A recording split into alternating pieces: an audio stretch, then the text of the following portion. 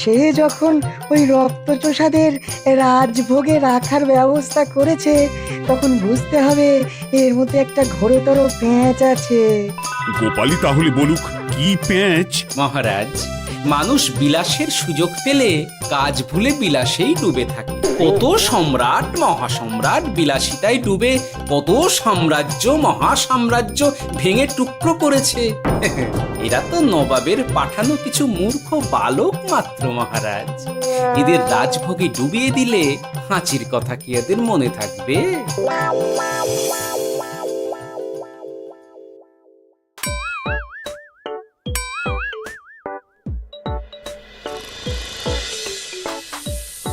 কি ব্যবস্থাপনা সব ঠিক আছে তো? হ্যাঁ হ্যাঁ, খাসা ব্যবস্থা হয়েছে। আপনারা আমাদের অতিথি বলে কথা, আরাম করুন।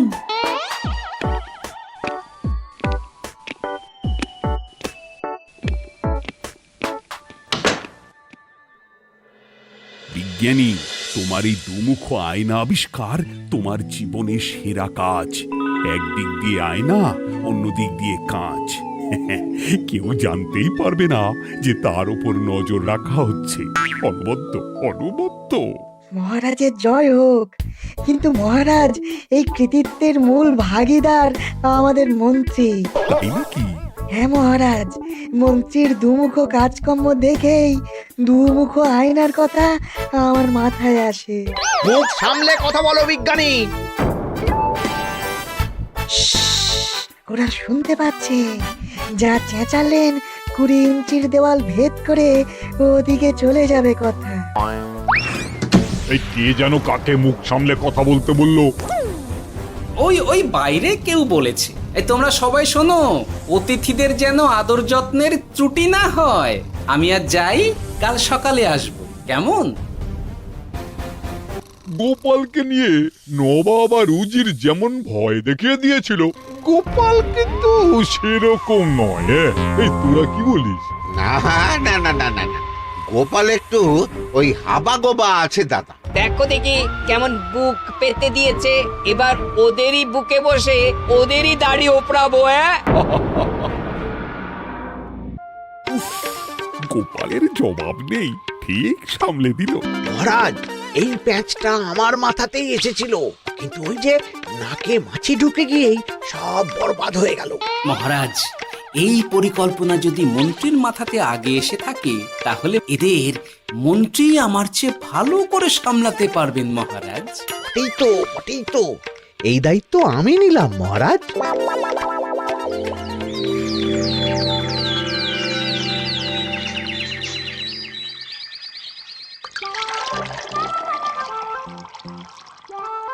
আহা, সকালে ঘুম থেকে উঠে এই রকম বেলের পানা যেন স্বর্গের অমৃত।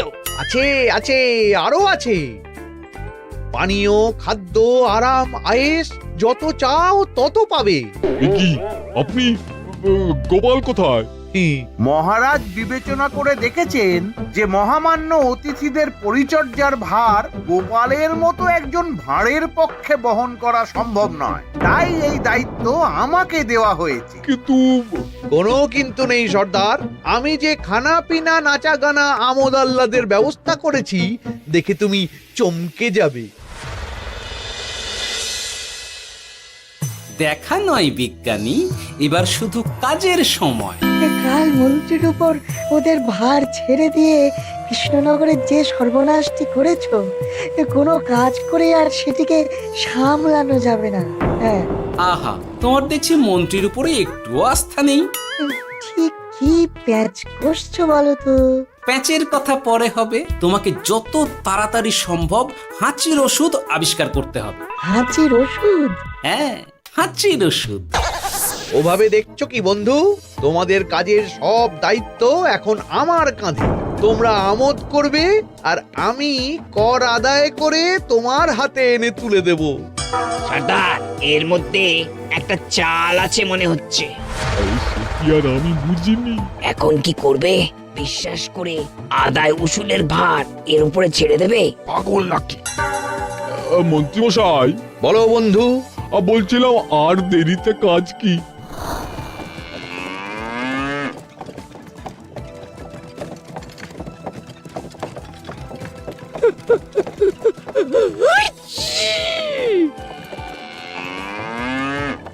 মন্ত্রী লেখো হাঁচি এক। ওহে, তোমার নাম কি? মন্তেশ্বর হুজুরি আগে। লিখুন মন্ত্রী মশাই, নাম লিখুন। ওহে মন্তেশ্বর, হাঁচি কর, এক মোহর ছাড়ো দেখিনি। হাঁচি দুই। আরে যাও, দৌড়ে গিয়ে দু মোহর আদায় করে আনো।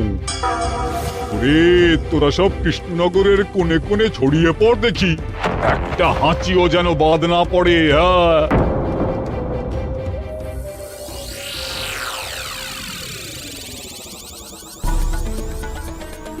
এটা হুজুরে আলা বর্ধমান খাম্বাস এবং কৃষ্ণনগর থেকে। চমৎকার চমৎকার। তাহলে গোপাল কিছু করতে পারেনি, আমাদের যুব শক্তি কৃষ্ণনগরকে পুরো নিংড়ে নিয়ে আসছে। মহারাজ কৃষ্ণচন্দ্রের একটা আবেদন আছে জানাব। এই হাঁচি করের 30% যদি ওই রাজ্যকে দেওয়া যায় তাহলে আদায় উসুল আরো ভালো হবে। ওরা বলেছে যে আপনি যদি 30% দেন তাহলে কর আদায় একেবারে জান লড়িয়ে দেবে। মঞ্জুর মঞ্জুর। আর একটা আর্জি আছে হুজুর, কৃষ্ণচন্দ্র কদিন বাদে নবাবকে কৃষ্ণনগরে আমন্ত্রণ জানিয়েছে। কেন? কৃষ্ণনগরের নবাব এবং তার উন্নয়ন উপলক্ষে এক মহোৎসব হবে। সেই সঙ্গে শহরে থাকা ইংরেজদের কাছেও নবাবের সৈন্য বলের এবং নবাব ও কৃষ্ণনগরের মধ্যে পারস্পরিক ভ্রাতৃত্বের সম্পর্কের বার্তাও পৌঁছে দেয়া যাবে। নবাবের অধীনস্থ রাজারা নবাবের শত্রু, এই রকম একটা ধারণা থেকে ইংরেজরা ইদানিং বেপরোয়া হয়ে উঠেছে, তাতে লাগাম উঠবে। বহুত খুব, মঞ্জুর মঞ্জুর মঞ্জুর।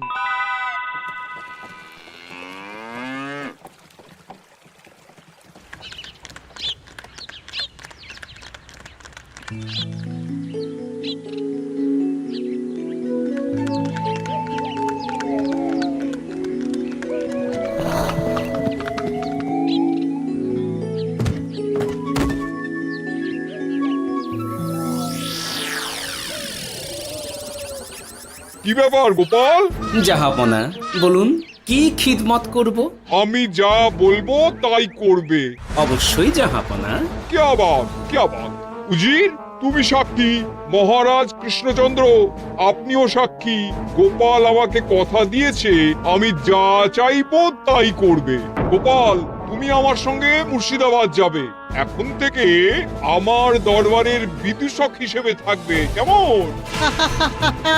ওরে ওরে ওরে ওরে ওরে, তোরা বাজনা বাজা। এখন থেকে গোপাল আর কৃষ্ণনগরের নয়, গোপাল মুর্শিদাবাদের। জোরসে বাজা।